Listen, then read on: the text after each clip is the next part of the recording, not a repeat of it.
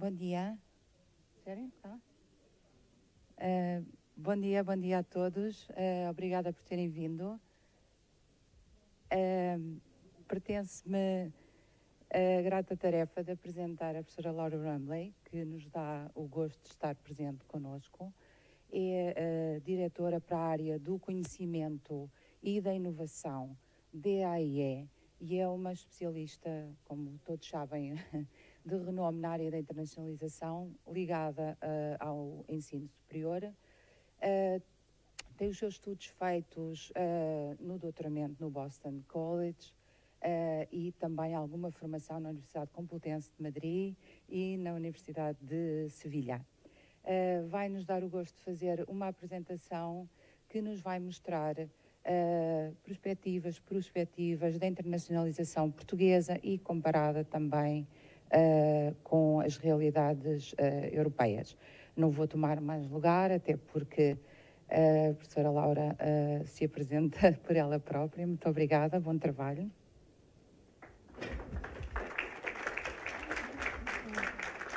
Bom dia and obrigada. And apologies that is about the limit of my Portuguese language skills, but those words are delivered very enthusiastically. I am delighted to be with you, delighted personally and on behalf of the EIE to be able to join you in this meeting. This is my first work visit to Portugal. I've visited Portugal a couple of times before in the past, but this is also my first work trip since February of 2020. So this is a special occasion for me to deliver a presentation wearing shoes at home. That is a more casual experience. And it will also be different that at the end of our time together, neither you nor I will be able to push a button and disappear from one another. So we'll be with each other for a while, but I think that will be a very nice experience. I had a very nice invitation to come and speak about a very interesting topic, trends and emerging issues in internationalization. Several years ago, I developed a master's level course in Boston at Boston College about internationalization in higher education that lasted an entire semester. So to think about the important issues in internationalization in less than an hour is a challenge. There is a lot that we can talk about, but I'm hoping that we can hit some highlights and have an interesting conversation. I'm standing up because there are a lot of things on my slides and I don't want to block them and look back at them too much, so I'll move away a little bit.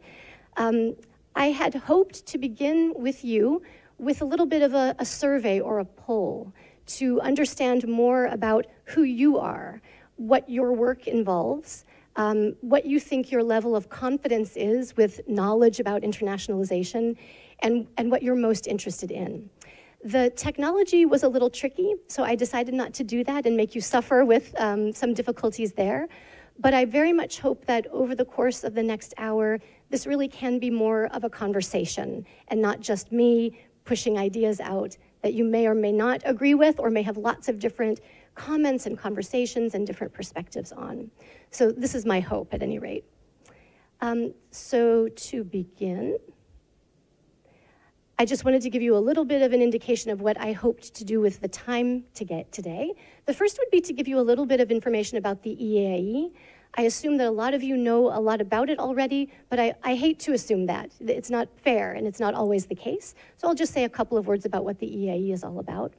And then I wanted to share a little information that the EAIE has in its archives about internationalization in European higher education specifically.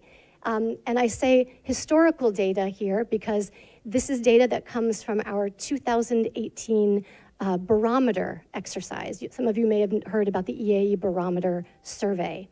2018 isn't that long ago, and yet things are moving quickly, and there are definitely changes afoot. It will be interesting, I think, for us to take a quick look back at that and provide you with some information about how Portuguese respondents answered some of the questions we had about internationalization, and then focus a little bit on some ideas about the future and emerging trends and issues and topics. So with that in mind, let us not go backwards. A little bit about the EAIE. As you all may know, we're a little over 30 years old, and we really stand as the premier professional association for individuals like you who are working in international education across Europe. We have a lot of involvement from members from outside of Europe as well. People are very interested in dynamics in the European context. We typically have on an annual basis about 3,000 members, and at the high point, just before the pandemic, more than 6,000 individuals came to our annual conference in Helsinki in 2019. Barcelona awaits in September of this year, and we hope to see a lot of people again. But I think what's interesting about these numbers, too, is that behind them, there are many more people who are not members, who don't go to the conference, who are working in this area of international education. And I think increasingly so, which is an important trend for us to watch as well, the growth of our own field.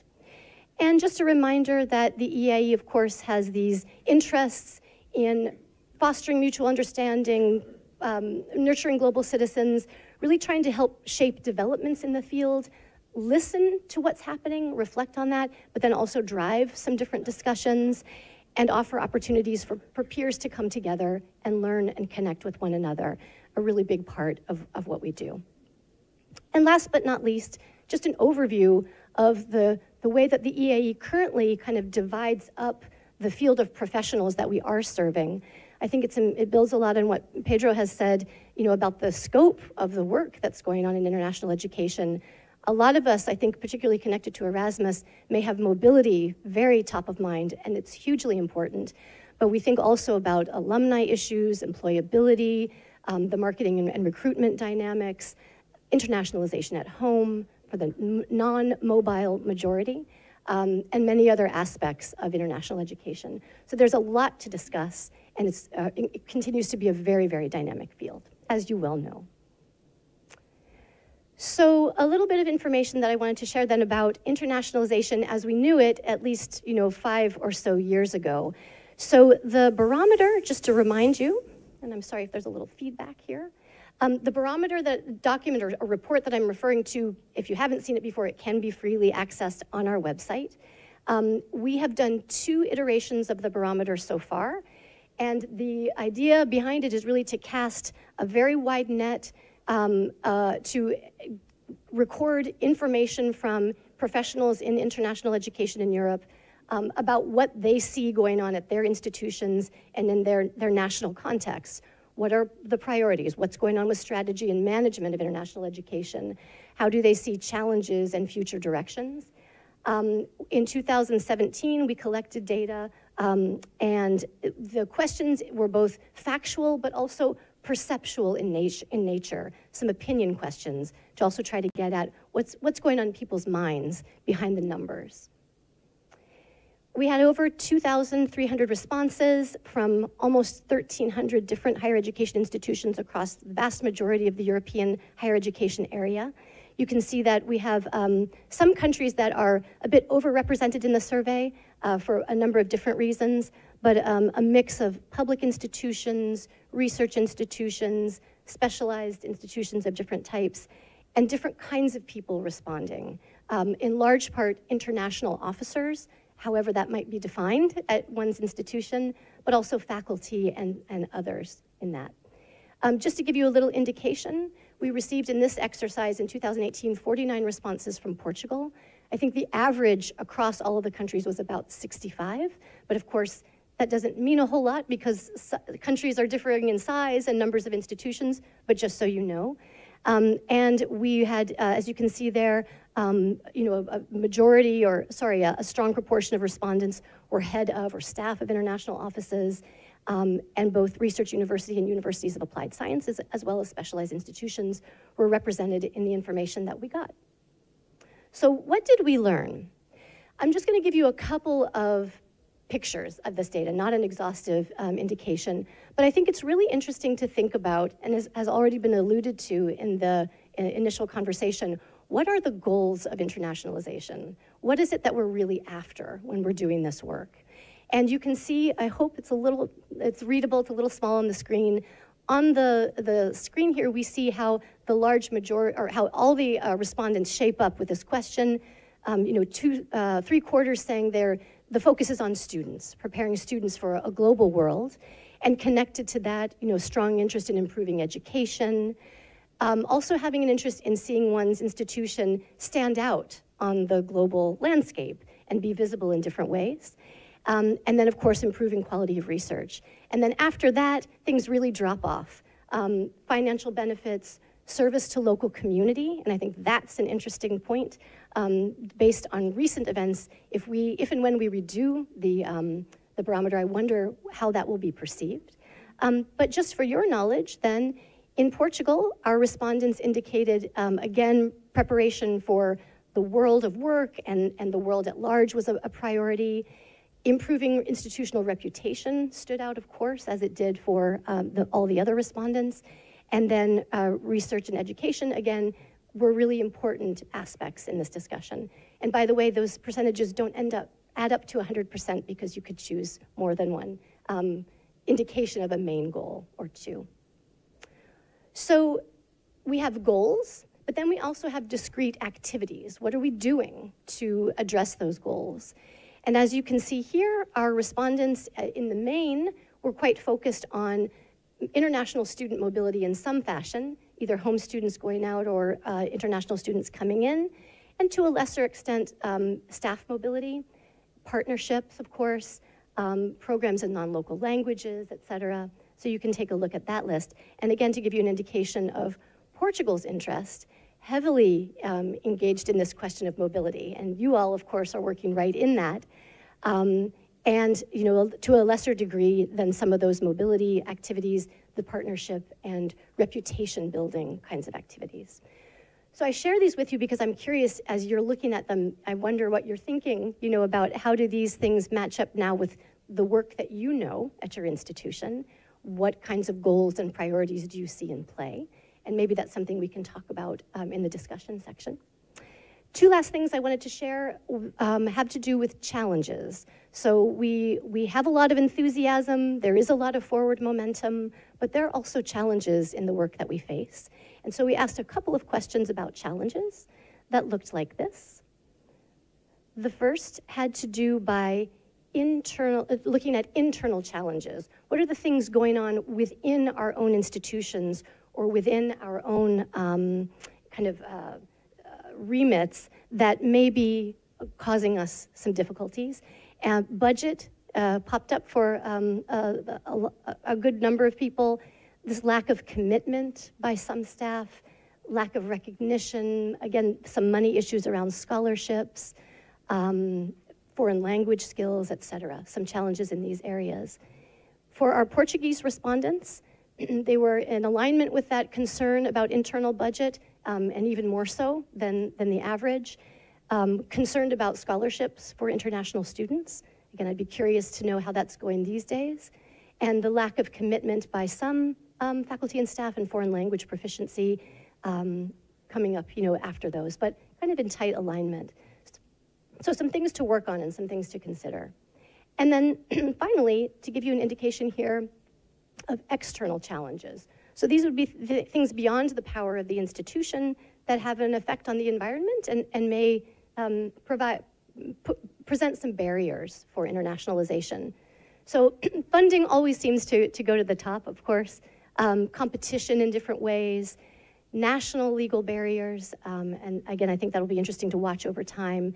And then for some countries, and particularly for Northern Europe and Northwestern Europe, perceived costs of living, really presenting some very serious barriers, and lack of national strategy or support. For Portugal, again, in alignment, funding a concern, but way more so in this group than across the average. And then a drop-off down in terms of competition and restrictive national legal barriers. So very interesting to hear, encouraging words from a government representative here about, the ways that that thinking might be evolving and the landscape might be changing in that regard. So this is just then a look back and some food for thought for you as you think about what's going on again at your institution. Now, one other bit of historical data that I wanted to share with you has to do with a little spin-off study that we did from this big barometer exercise. And that has to do with the question of what is successful internationalization? So if we're all aiming for success in some ways, what does that look like? And how do institutions achieve it or think they are achieving it? And so we did a little study called Signposts of Success, in which we used that same barometer data that I was talking about earlier, but we took just a subset of responses. And as you can see on the screen here, we looked at respondents who felt that they were above average in their national context when it comes to internationalization. They're optimistic about the future, and they reported comparatively greater progress in pursuing the internationalization activities that they had prioritized. So we use these items as a proxy for success. Success will be defined differently by different institutions. Again, it goes back to that issue of context and what institutions decide is meaningful and important. But we figured if people were saying, we think our institution is doing very well in our national context, we're very optimistic about the future, and we've made this progress, that they are experiencing, at least in their own heads, some success. So what could we learn from them about what they're doing? And might that be useful information for other institutions? So what we did was, sorry, just to give you a little data to show in terms of the perceived level of internationalization in comparison to other institutions in the same country, you can see that in general, we had about 40%, and then combined more than 80%, indicating that they felt that they were above average or average. And for Portugal, we had, again, 41% right on, very, very in line with the full response set from all of our barometer respondents. And then again, just a little piece of information here, confidence about the future. I think this is a very interesting difference between the average and what Portuguese institutions were saying. 54% said they were very positive about the future as opposed to 22. So that, I wonder where you're feeling today and if that would align. And who were those 49 respondents, right? And none saying they felt negative or didn't know. You know, it was clear the feeling was good. So I think that's interesting for you to know. Okay, so what happened when we looked at these responses and how they answered other questions resulted in a list of 9 signposts of success. They're a little hard to read here, and so I'm going to kind of pull them apart for a second, just for us to think about them a little bit. In my thinking, when I looked at these various signposts, I felt like what the data were telling us was that success seems to be a matter of motivation, of organization, how do we do the work that we do, and then execution. So let's talk about that a little bit. So one really interesting detail was that we did a separate study that was looking at financial matters, and what we found was a very interesting disconnect between the institutions that felt that they were successful and those that were in it for financial benefits. So this alignment with academic mission really seems to be important. And I think that's a very obvious kind of finding, and one that's very much in line with what I understand to be the priorities and interests of Portuguese higher education institutions. So being motivated by the spirit and academic mission of an institution seems to be really important. In terms of organization, what we found is that respondents that had an institution-wide strategy and those that were reporting coordinated organization of their internationalization efforts, again, fell into this category of feeling confident about the future, of feeling like they were above average in their national environment and that they were getting things done. And I had some casual conversations with people last night talking about those challenges, right, of getting different parts of your institution to talk to one another and to understand that presenting perhaps a united picture of what internationalization is at the institution, both internally and externally, is quite important. The debate around whether an institution should have one single strategy that covers the institution is ongoing. I think, again, it just depends on what works. for one's own institutional context, but there's something about coherence that seems to be important. And last but not least, just kind of a picture here of these other aspects of the story that seem to point toward success or feelings of success, and that is, having targets for priority activities. Perhaps it's not enough to say we're interested in this, this, and this, but you have to actually indicate, well, what are we going to do in those areas? What does success look like in this particular area? Are we evaluating the work that we do? Are we looking at that strategy regularly, assessing the quality of the experiences of the programs that we're offering, and providing training, for the individuals within our institutions whom we are asking to do these kinds of activities? And of course, funding. Where there's funding, there can be at least a sense of success.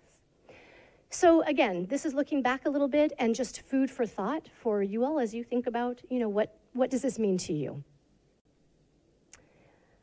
Moving along, I wanted to spend the next little part of this conversation sharing some thoughts about current and emerging trends in internationalization. And I think this is kind of a difficult thing to come up with. This is, again, food for thought. As we look at these items, you may think there's something missing. You may think, I would have thought about that or talked about that differently. So again, these are just ways for us to get a conversation going. And I also wanted to mention that after each one of the items that I mentioned as a trend, I've provided information about different kinds of resources that the EAIE at least has been working on to try to explore this particular topic or respond to it. And I wanted to clarify that I'm not trying to push an EIEE agenda on you, but this is the work that I'm most familiar with right now. There are many organizations that are working in our area and are doing important and exciting things, but this is just one source of resources that you might find interesting. So I came up with 6 emerging trends that I wanted to share with you. The first is environmental sustainability. This has become such an urgent, high-level discussion for our governments, for our cities, for our institutions, and certainly for the international education sector itself. And a lot of hand-wringing, as we say, or soul-searching about the ways that we are contributing to environmental degradation through mobility efforts and activities. So there is a really hot topic that I'm sure you're all involved in around this notion of how we reduce the carbon footprint of physical mobility, and how we think about sustainable internationalization beyond the mobility activities that we're involved in. And that can include things like how are we thinking about our partnerships and the institutions that we're choosing to partner with. What's their position on environmental sustainability? What are we doing to really develop research within our own institutions about the environmental footprint of the work that we do? There's a very interesting emerging movement around climate literacy in international education. So taking opportunities when working, for example, with students in international education programming to ensure that there are climate-related themes, climate impact themes that are woven into the curriculum, that are woven into the student experience in different ways. Fernando Reimers is a professor based at Harvard University School of Education who's edited a book about climate education in the last couple of years. So there's a lot, I think, to be explored there. The flip side of this, though, is that nothing is ever simple or easy, and there are new challenges that emerge as we try to address and commit to green solutions. And one of the most obvious is green travel is often more expensive and it's slower.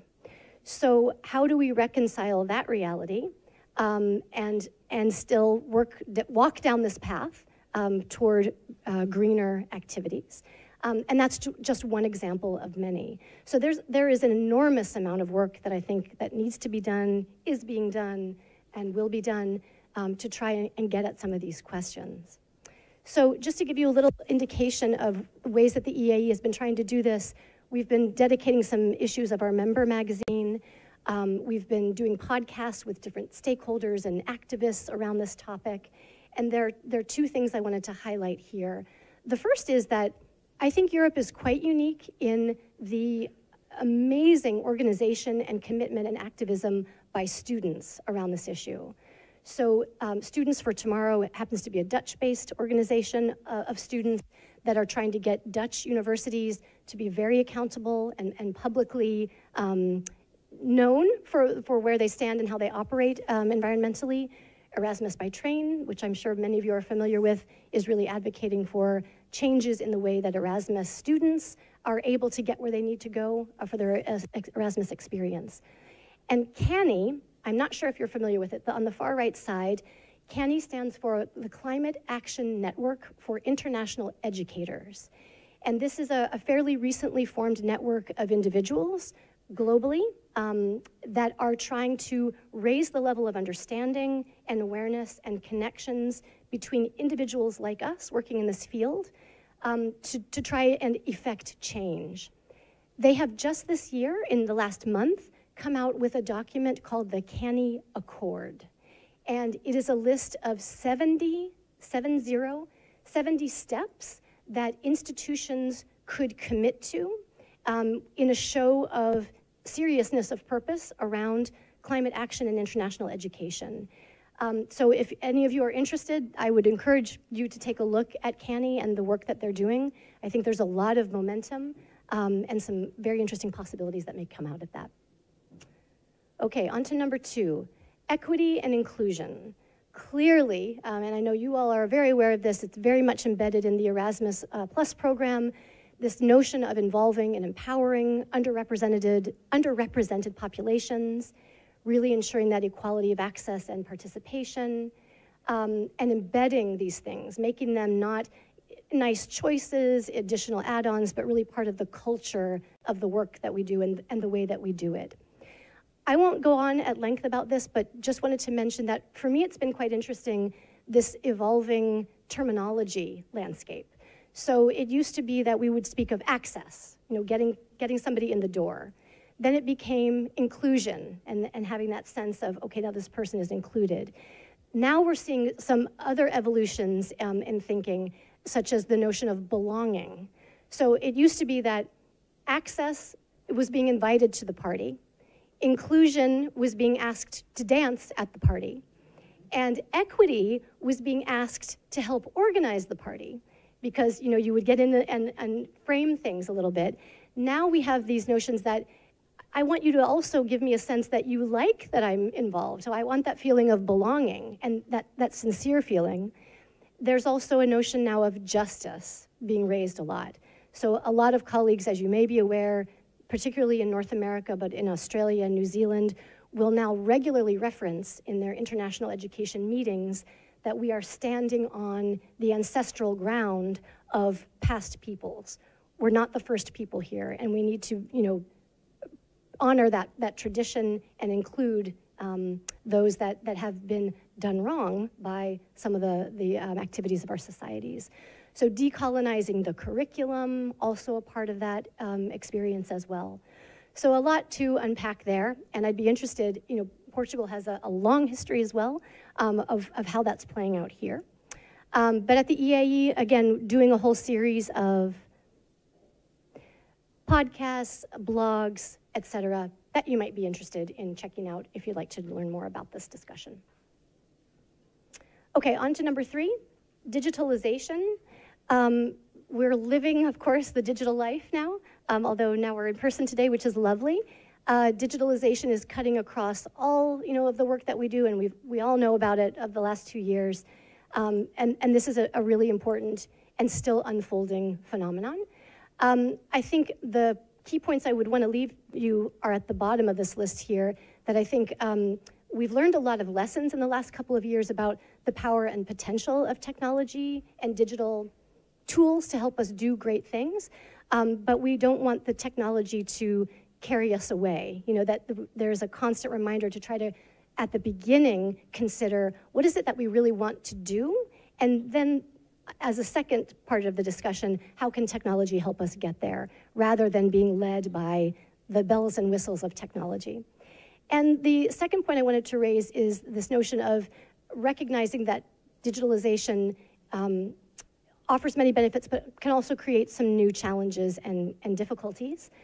One example that I can give here is that I was in a conversation in which somebody related a story that with the pandemic-induced turn to Zoom, yes, indeed, many students who could not have international experiences were able to engage in these collaborative online international learning programs. They could do things in ways that they hadn't been able to do because previously they were not so mobile.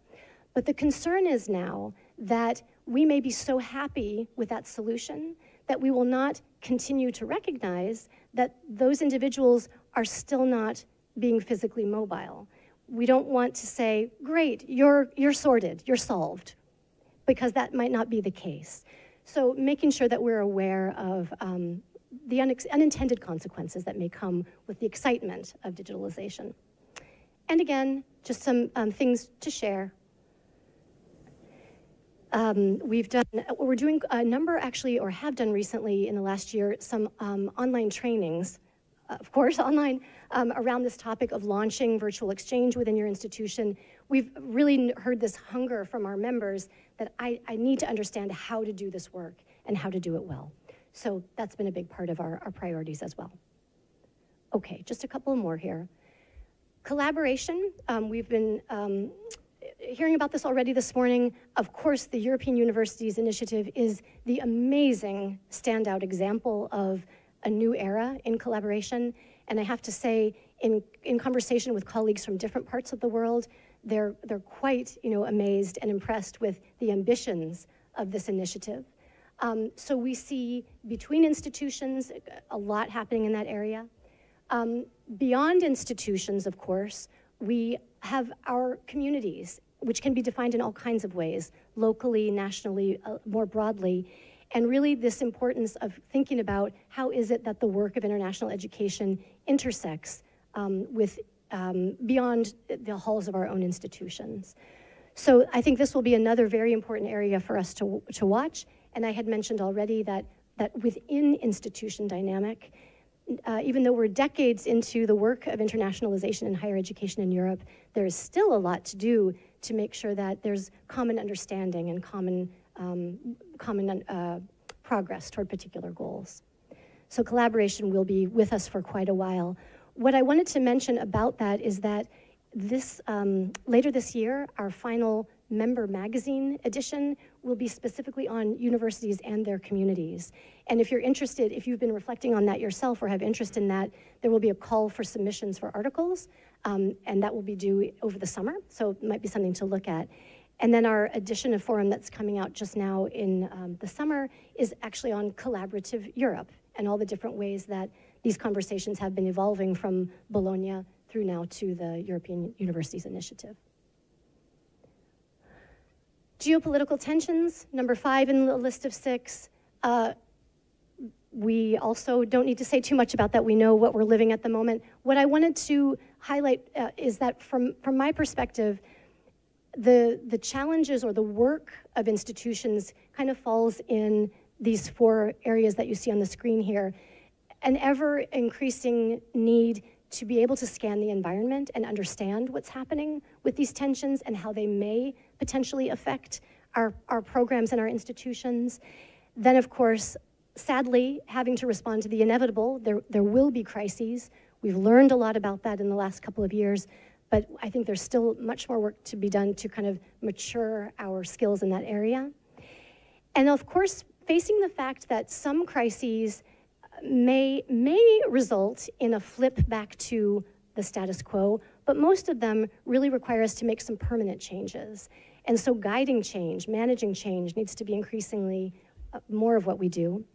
And of course, always keeping in mind that however we address these issues, those responses have to be grounded in what our values are, and those values have to guide our decisions. So we've been wrestling with that a lot at the EAIE, trying to articulate our position, for example, with respect to Ukraine, with respect to our Russian members and those who attend our events. We waded through Brexit when that was happening. And these issues of displaced people and what that means for our field are an ongoing story that we're all trying to understand and learn how to respond better to. Last but not least, I will mention on the 19th of May, we are convening an online ideas lab. This is going to be a morning, a 2.5-hour morning, in which we are inviting people to come who are interested in trying to sort through how to respond to different parts of the challenge that the Ukrainian crisis is presenting us. I don't want to go into too much detail about it. I'll be happy to answer questions, but if your institution is working on solutions in relation to Ukraine, or you're trying to develop them, this could be an interesting peer learning kind of experience that you might want to join us for. And really, we're testing this out ourselves. We are co-creating with you some answers to these questions. Finally, and I know you've been listening for a long time, well-being. I thought this was an important notion to end on.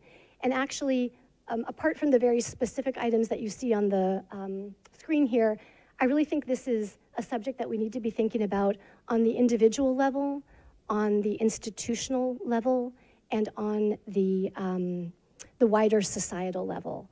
We know that as individuals, ourselves, with our students and our colleagues, this has been a very difficult time, and there will continue to be these kinds of challenges.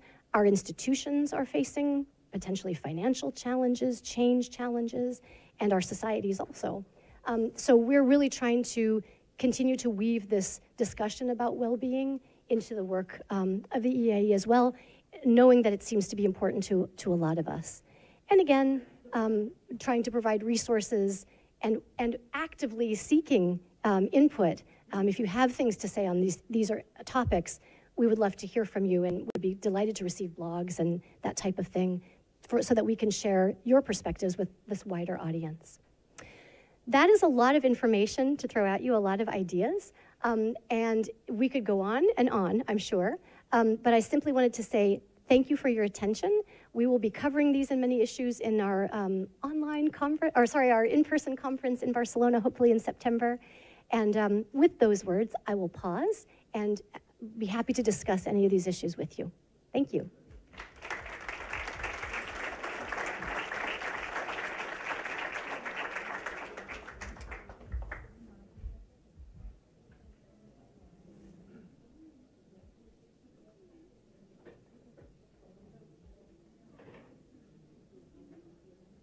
Yes, please.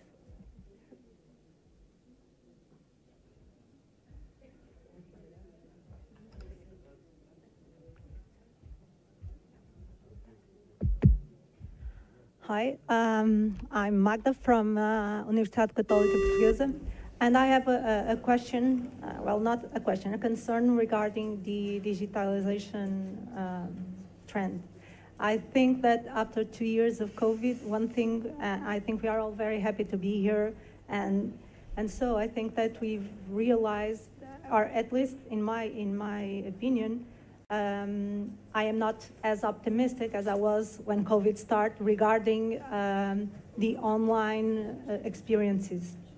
So when you were mentioning that we should be worried about that virtual mobility is not physical mobility, I would like to explore a bit more on that specific topic, and how can we still be able to involve those students who for several reasons cannot be physical mobile. And in my opinion, I would say that virtual might be complementary to physical. So how can we, combine both things? How can we do more for those students who were, during this pandemic, could be virtual mobile in order for them to get the full experience? Yeah. I think there could be lots of answers from your peers.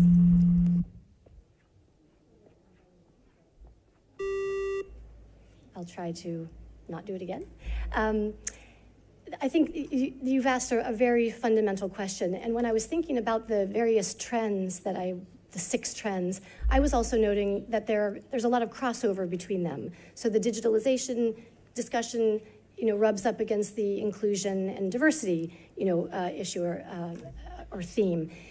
And indeed, I think we should be constantly worried about who's being left out and who is not having the opportunity to experience a quality international education, whatever. There are really passionate advocates for collaborative online international learning, which takes as its starting point the idea that we're going to operate in an online environment, but we're going to do so in a highly collaborative way that allows very interesting international, intercultural kinds of engagements to happen, even if physical mobility isn't a big part of it or any part of the experience. My feeling is that we're at the very initial stages of a long road of developing better knowledge, better understanding, better expertise about how we can really leverage technology in ways that does the right things. But I do think it's important that when travel was shut down completely, that we were forced to think about, so what still needs to happen? There are certain educational things that need to happen, and here we have an opportunity to do some of that work. But now as the door has opened, I think we can make some very measured decisions about, so what are the things that we cannot replicate in certain ways, and how can we find funding, how can we find spaces within programs to make that necessary thing happen for the people that need to receive it. So it's kind of a general and very nuanced response to your question. I just think that there will be many bright minds and many different experiments going on to try and figure out how to do what you're suggesting and limit the limitations and expand the opportunities as much as possible.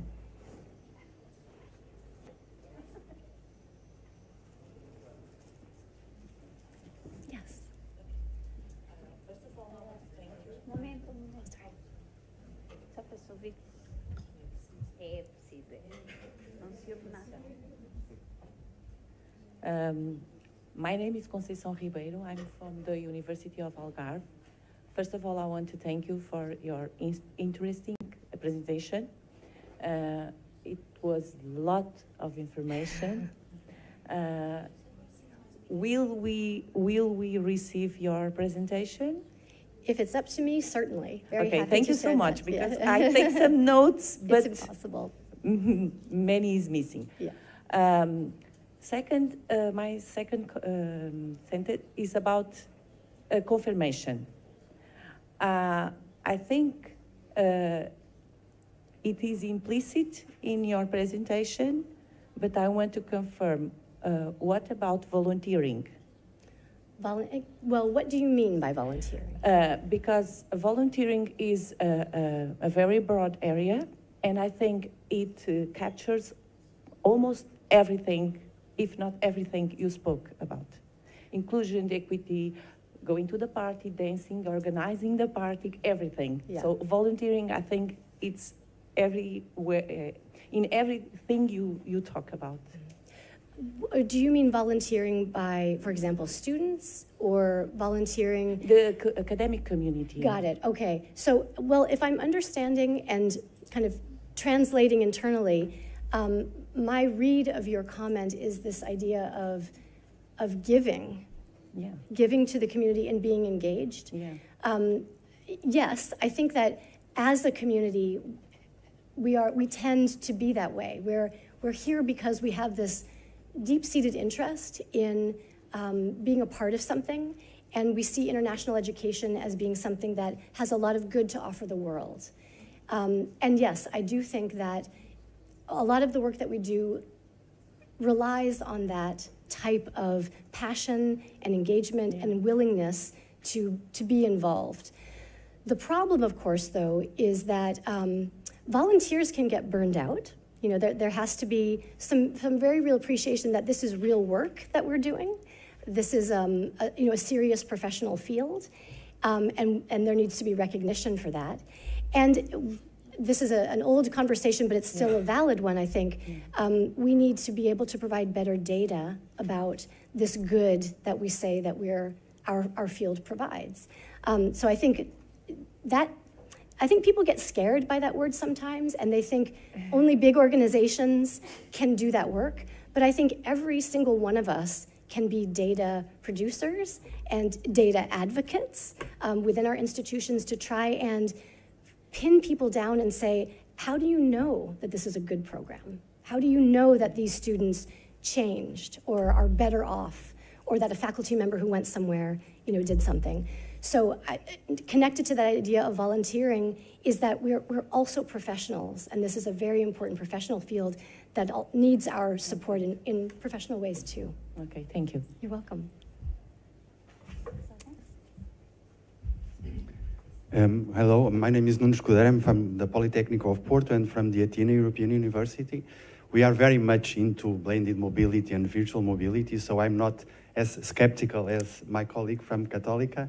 In fact, we are exactly in the opposite side of the question. And we see that there is a huge, it's different, of course. Physical mobility and virtual mobility, blended mobility are all complementary aspects of mobility, but they should be taken at the same level, and I'm pretty convinced that they are not. So we say that physical mobility is the Champions League and virtual mobility is Europe League. So I hope that we can get to the first division very fast. So, but how do you see the evolution of this? Because the huge potential of virtual and blended mobility for equity, for inclusion, to reduce the carbon footprint, for all these aspects, it's incredible. And this should be taken seriously in a transparent way, which I believe is not possible yet.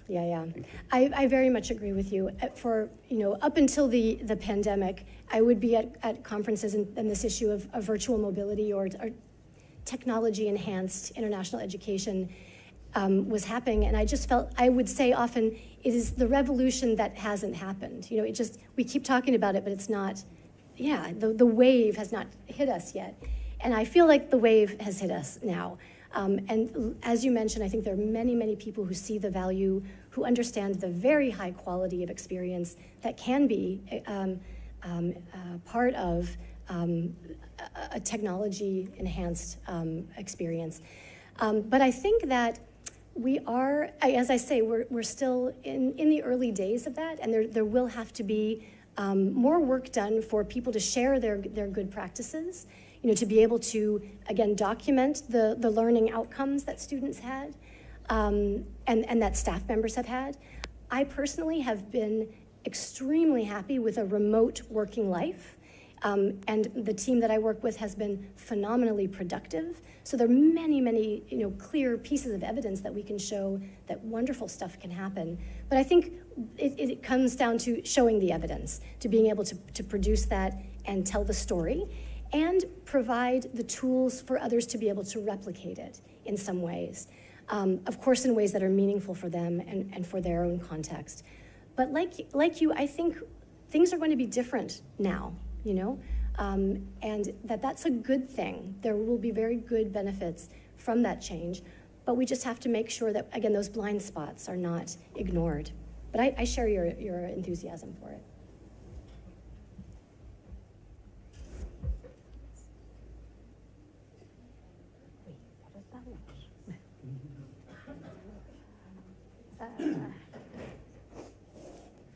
It's a big room. So, hi, good morning, everyone. My name is Sara. I'm from Nova University, Lisbon. I work at the International Development team, and we are currently working more and more by combining education with international development. And this was, for sure, enhanced by the context we have lived in. And now both teams, educational innovation and the international team, are working at the same pace.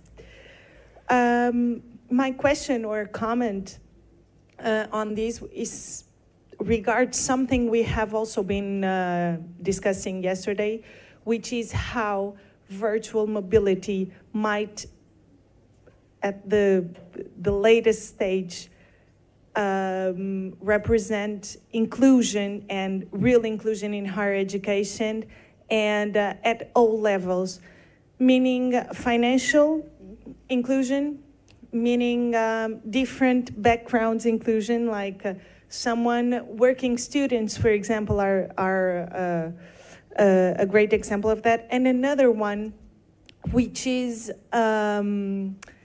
territorial development through virtual mobility, and at the first stage by blended, the blended mode. In Europe and in Portugal in specific, we have this great polarity between the two largest cities and the smaller ones, or the least populated ones. And I always think, and we have been discussing this within the university, how blended learning and how the blended mode of education might bring universities typically working within the city premises to smaller towns, to the smallest village in the northern or southern part of the country, and how a Nova University Lisbon student might be in his or her hometown participating in a virtual mobility in the Autonomous University of Madrid, for example. So this is beautiful, I believe. And thank you for your presentation. It was very enlightening. And mainly on the sustainability part, which I think now is the sustainable curricula, which does not only comprise environmental topics, but also poverty, yes, well-being, and so on and so forth. So thank you very much. You're welcome. It is really exciting to think about the ways that isolated individuals or communities can become less isolated potentially through these actions. A couple of colleagues are actually doing a very interesting research project on isolated internationalization, which was interesting in and of itself originally, and then became even more interesting in the context of the pandemic in which we were all isolated. How can we learn from institutions that are politically or physically in very remote locations? How do they internationalize? And you're right, the opportunities to bring people together have been unprecedented, not only because you don't have to go anywhere, but the timings required. So I've had so many people say it's been so easy within a week to organize a high-level event because everybody's around, and all you're asking is an hour of their time rather than 3 days, that you have to book 6 months in advance. So the pace of engagement, I think, has also been affected in a very interesting and positive way. But again, I think, it's all about balance and all about figuring out what's the why of this experience, of this program, of this event. And if you can figure out the why, then I think everything else builds from that. How to get there, it becomes clearer, and with the different options that we have. So very interesting. Thank you for sharing. I think there was somebody else. Yeah. Yes. Hello. Good morning, everyone. My name is Tani Eduardo, and I'm here with my colleague, Clarice Gonçalves. We come from a public school. We are teachers there, and we have an international office that it's starting, although we have some background with the K2 kind of Erasmus program. So we are from a tape school. I don't know if you know the idea. It's kind of the zip. You remember the French? It's a international priority area. Yes. Social conditions. Yes, because we are from a rural area in Poceirão, near Palmela. And it's the group of schools of José Saramago, so José Saramago group of schools. We now have our credential. We were accreditation, yes, and now we are starting our in small steps. The thing is, how do we involve the community? We are talking a very specific community, a rural area with low income, with people sometimes, they're very far from the school. They don't see school as a priority. Their priority is to survive. They don't have, we don't have, because we always talk we don't have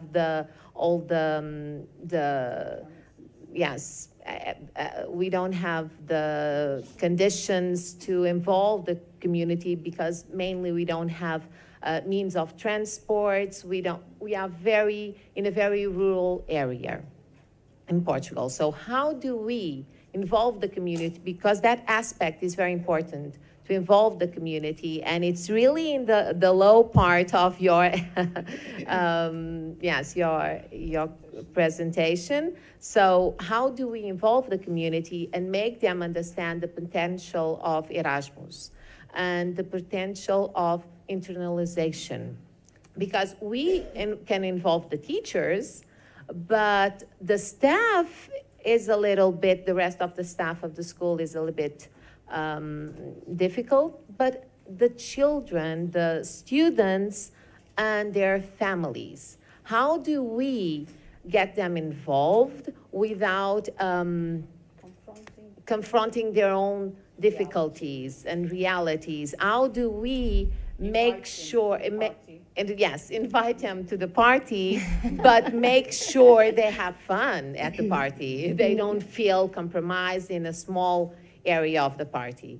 So do you have some feedback from your organization, your experience, in how do we make sure they feel comfortable to show their own fragilities, but at the same time show them their potential? So I actually imagine that there are some individuals in this room who could respond to that, who may have experience doing some of the kinds of things that you're talking about. I'm certainly not an expert in that area, but what I can say is that among the fundamentals, when it comes to widening the tent, as we say, trying to draw in different actors, has often been, first and foremost, working to establish trust and working to establish a sense of what do we have in common? What is a shared vision or a shared objective that we have for our children, let's say? So I would say, as a first step, trying to do some sorts of activities or events that would bring the individuals that you're trying to reach together in a place that's comfortable for them, and involving a format that makes sense to them. So that involves, I think, having conversations with them to make those kinds of determinations and begin to do those kinds of first step planning that can then be built on over time. Another key component, I would say, is trying to find ambassadors for the message that you're trying to convey. And that may be, excuse me, more or less difficult. But we certainly know that for, let's say, for example, when trying to draw in or increase the numbers of underrepresented students in student mobility, let's say, having a student with that profile of the group that you're trying to reach serve as an ambassador with that group, an alumni of the experience. There's nothing like peer-to-peer conversations to really establish trust and establish clarity about what this thing is and why it might be something useful for me to think about. So those are just a couple of key components that would come to my mind.